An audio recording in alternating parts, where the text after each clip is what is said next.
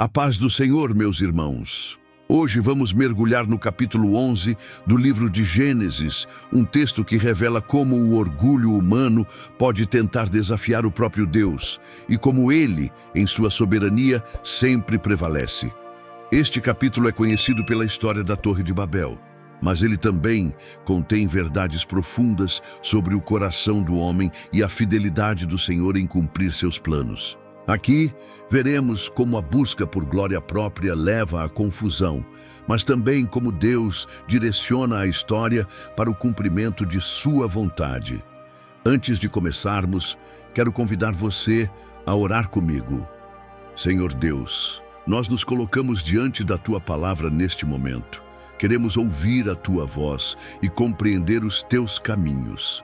Que o Espírito Santo abra o nosso entendimento, repreenda todo orgulho que queira se levantar em nossos corações e nos conduza à humildade.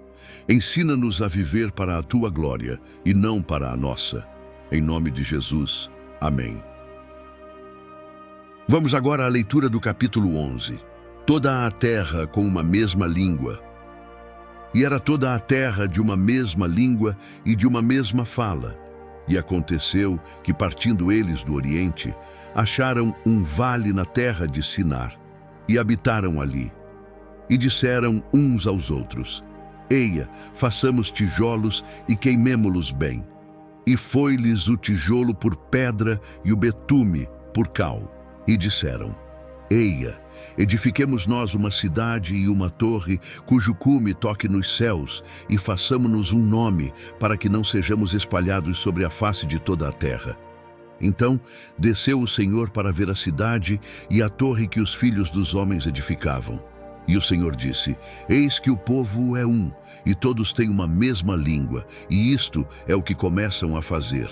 E agora não haverá restrição para tudo o que eles intentarem fazer.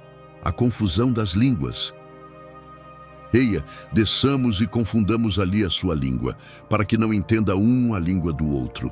Assim, o Senhor os espalhou dali sobre a face de toda a terra, e cessaram de edificar a cidade. Por isso se chamou o seu nome Babel, porquanto ali confundiu o Senhor a língua de toda a terra, e dali os espalhou o Senhor sobre a face de toda a terra. Estas são as gerações de Sem. Sem era da idade de 100 anos e gerou a Arfaxade 2 anos depois do dilúvio, e viveu Sem, depois que gerou a Arfaxade 500 anos, e gerou filhos e filhas.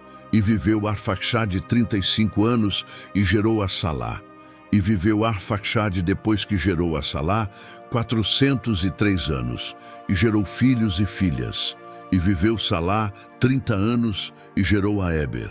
E viveu Salá, depois que gerou a Éber, 403 anos, e gerou filhos e filhas. E viveu Éber 34 anos, e gerou a Peleg.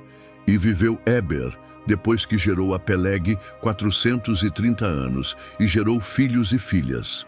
E viveu Peleg 30 anos, e gerou a Reu. E viveu Peleg, depois que gerou a Reu, 209 anos, e gerou filhos e filhas. E viveu Reu 32 anos e gerou a Serugue. E viveu Reu, depois que gerou a Serugue, 207 anos, e gerou filhos e filhas. E viveu Serugue 30 anos e gerou a Naor.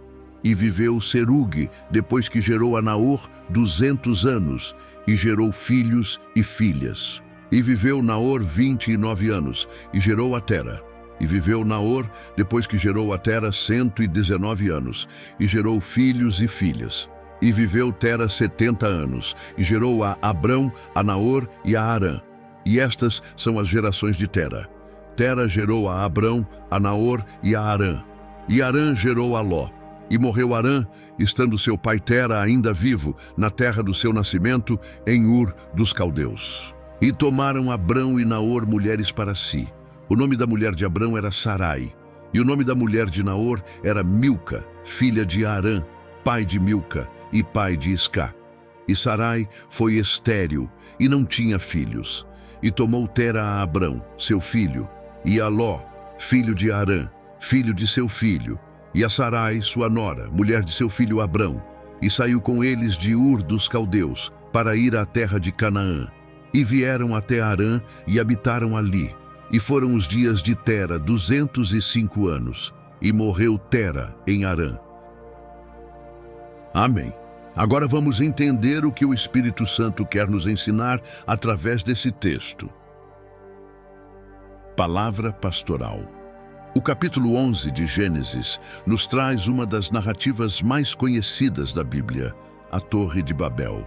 Muito além de um simples relato histórico, este texto é uma profunda lição sobre a soberania de Deus, o orgulho humano, a unidade e o propósito para o qual fomos criados. Vamos mergulhar em pelo menos 6 pontos centrais que revelam verdades atemporais para a nossa vida espiritual. A unidade humana sem Deus. A palavra nos diz que toda a terra tinha uma só língua e uma só maneira de falar. A princípio, isso parece algo bom, e de fato, a unidade é algo poderoso. Mas o problema é que aquela união estava direcionada para um objetivo contrário à vontade de Deus. Eles queriam fazer um nome para si mesmos e evitar serem espalhados, desobedecendo à ordem divina de encher a terra. Aqui aprendemos que a verdadeira unidade só é saudável quando está alinhada ao propósito de Deus. A união sem obediência se torna rebelião. O orgulho como raiz da rebelião. O coração humano é tentado constantemente a buscar glória própria. O povo de Babel queria erguer uma torre que chegasse aos céus, não para glorificar o Criador, mas para exaltar a criatura.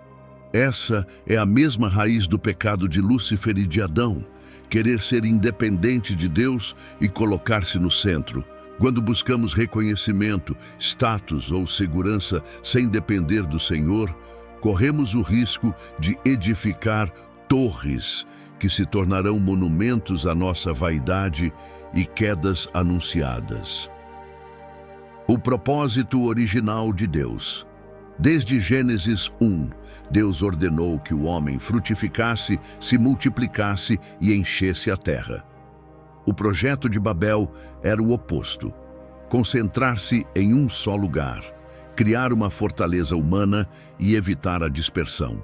Isso nos lembra que Deus não nos chamou para vivermos fechados em nossas próprias zonas de conforto, mas para irmos, pregar o Evangelho, gerar vida e espalhar sua glória. Quando tentamos viver para nossa própria segurança e conveniência, bloqueamos o fluxo do plano divino. Deus frustra planos humanos que não o honram. A intervenção de Deus em Babel mostra sua autoridade suprema. Ele confundiu as línguas e espalhou o povo, não por crueldade, mas para corrigir o rumo da história. Muitas vezes, quando nossos planos desmoronam, não é porque Deus quer nos punir, mas porque Ele quer nos salvar de nós mesmos. É um ato de misericórdia quando o Senhor derruba nossas torres que nos afastariam dele. Se algo que parecia grandioso caiu por terra, talvez seja Deus redirecionando sua vida para o que realmente importa.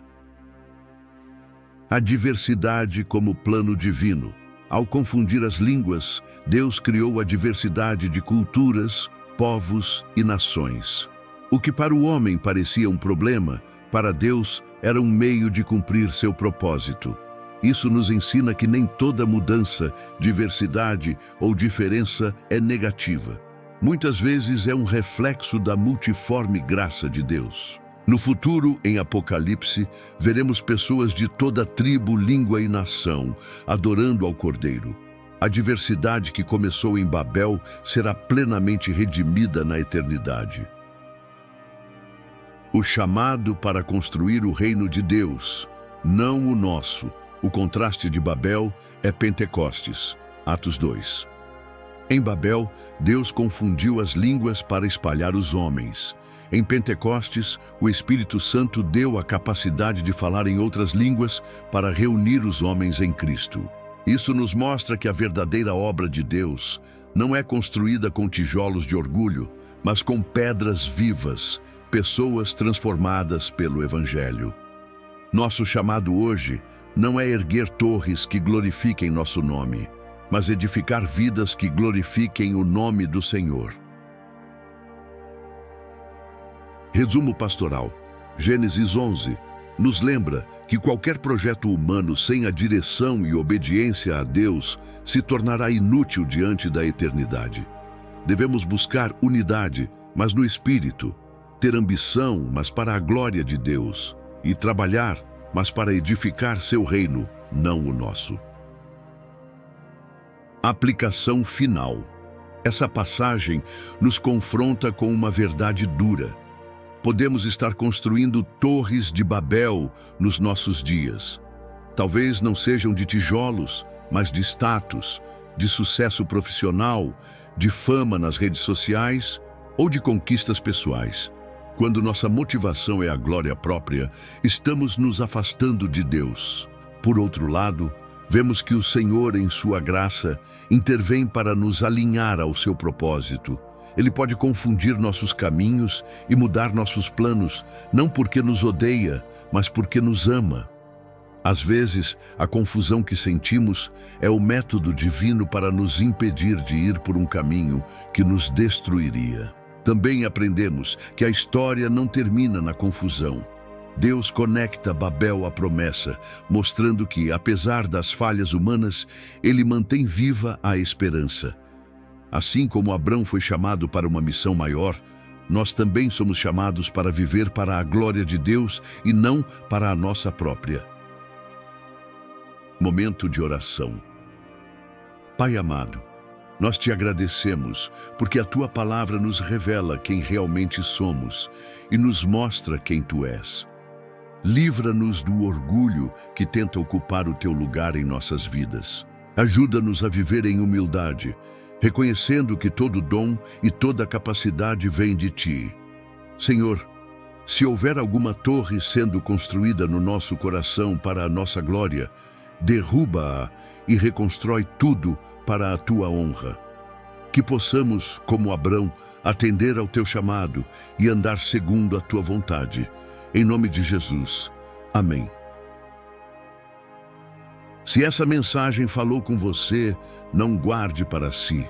Compartilhe com alguém que precisa ouvir sobre a soberania e o amor de Deus. Deixe aqui nos comentários. Qual foi a torre de Babel que o Senhor já derrubou na sua vida para te aproximar dele? Inscreva-se no canal, ative o sininho e acompanhe conosco a série A Bíblia capítulo por capítulo. Que Deus te abençoe e até o próximo estudo com Gênesis 12.